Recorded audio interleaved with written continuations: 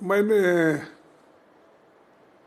ये बजट को बहुत गौर से सुना और इस बजट में खासकर गरीबों के लिए, लोअर मिडिल क्लास के लिए और मिडिल क्लास के लिए भी कुछ भी उन्होंने नहीं दिया। और दूसरा जो है, ये अंतरिम बजट रहने की वजह से उन्होंने कोई ठोस अनुष्ठान करने का बजट नहीं दिया। सिर्फ काम चलाने के लिए डे टू डे अफेयर्स के लिए ही उनका बजट है। पिछले 10 साल में सरकार ने जितने वायदे किए थे उसका ब्यौरा उन्होंने नहीं दिया। उसमें कितने पूरे हो गए और कितने बाकी है, और बजट में उन वायदों का क्यों नहीं जिक्र किया। आप तो कहते हैं हमने बहुत कुछ किया, तो आप कंपैरेटिव स्टेटमेंट देना चाहिए कि ये 10 साल में हमने ये वायदे किए थे और ये निभाए, लेकिन वो उन्होंने कभी नहीं दिया। वो हमेशा 2014 की ही बात करते, 14 से पहले क्या था, क्योंकि ऐसा उनको महसूस होता है कि 2014 में ही देश को आज़ादी मिली है और मोदी जी आने के बाद ही देश डेमोक्रेसी को देख रहा है और प्रधानमंत्री बने हैं। नहीं तो बाकी पहले प्रधानमंत्री कोई नहीं थे या यहाँ पर लोकतंत्र भी नहीं था। इस भाषा में उन्होंने अपना बजट पेश किया है। मैं पूछता हूँ, सच उन्होंने जो वायदे किए थे 2 करोड़ नौकरियों का कहाँ तक पहुँचा?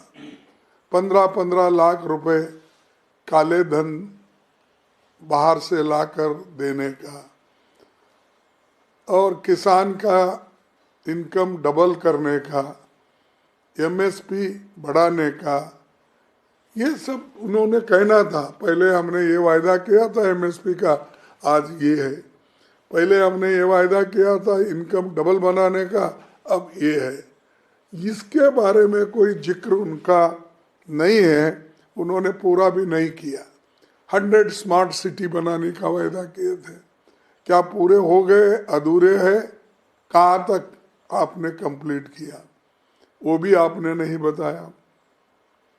उसके बाद मैं और एक आपको इम्पोर्टेंट चीज़ बताना चाहता हूँ कि यूपीए के दौरान एग्रीकल्चर जो डेवलप होता था 4% औसत होती थी, 4% ग्रोथ होती थी, लेकिन आज वो 4% घटकर केवल 1.8 कैसे हो गया, ये हमको समझ में नहीं आ रहा। कृषि का विकास दर 4.6 था, वो इस साल 1.8 है। यूपीए के दौरान हमारी खेती 4% थी, औसत से बढ़ती थी, वो आधा क्यों हुआ? और 31 किसान हर रोज आत्महत्या करते हैं, और वो आत्महत्या मजबूरी में करते हैं, तो क्यों आप उसको रोक नहीं पाए? उसके बारे में इसके में कुछ नहीं है।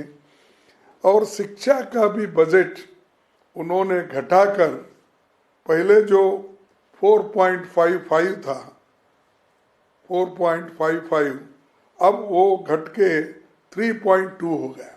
यानी शिक्षा के तरफ भी आपने ध्यान नहीं दिया, किसानों के तरफ ध्यान नहीं दिया, गरीबों के तरफ ध्यान नहीं दिया, मिडिल क्लास के तरफ भी आपने ध्यान नहीं दिया, सिर्फ आप अपने रंगीले भाषण को आप बोलते रहे।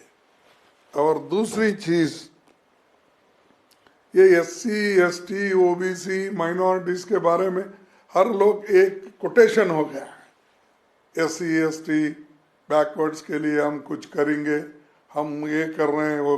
अरे है सो उनका बजट रिलीज नहीं हो रहा है, उसकी स्कॉलरशिप रिलीज नहीं हो रही है, उनके बच्चे अब जो पढ़ रहे हैं उनको ये दिक्कत है कि हॉस्टल का पैसा उनको नहीं मिल रहा है पोस्ट ग्रेजुएशन का, तो वो बच्चे पढ़ेंगे कैसा?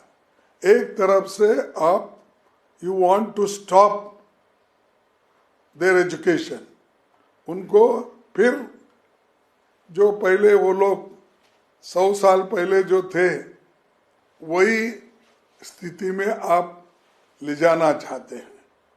तो इसीलिए मैं ये कहता हूँ कि ये बजट में कुछ भी नहीं है और इसके हर क्षेत्र में गिरावट आई है।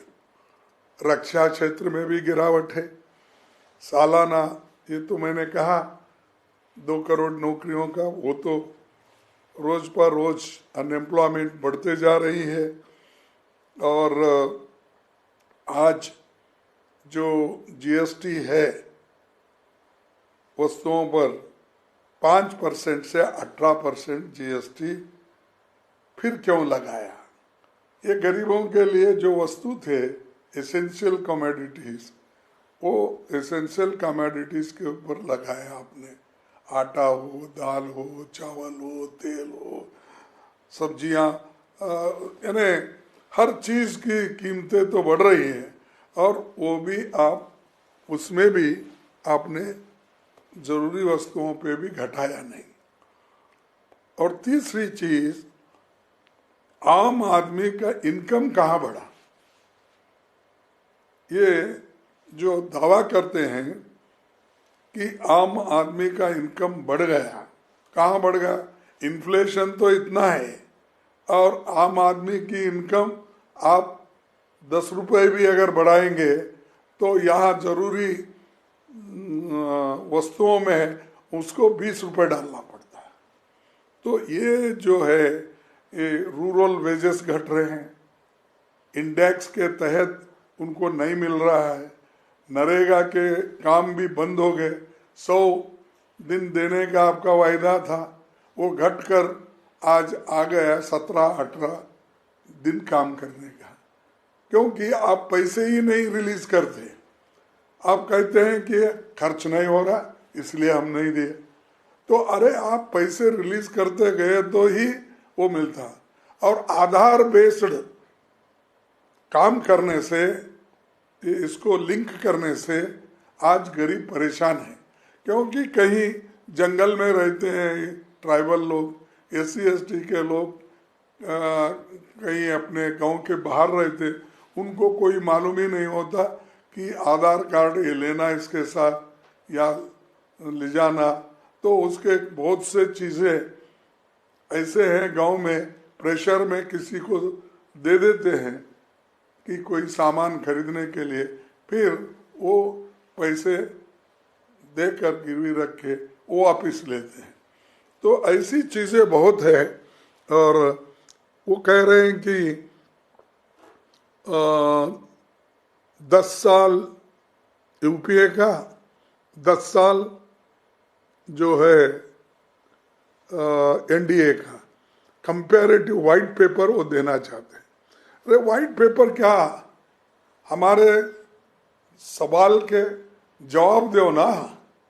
2 करोड़ नौकरियों का, किसानों का, अनएम्प्लॉयमेंट का, इन्फ्लेशन का, यही तुम्हारे आपका मालूम होता है।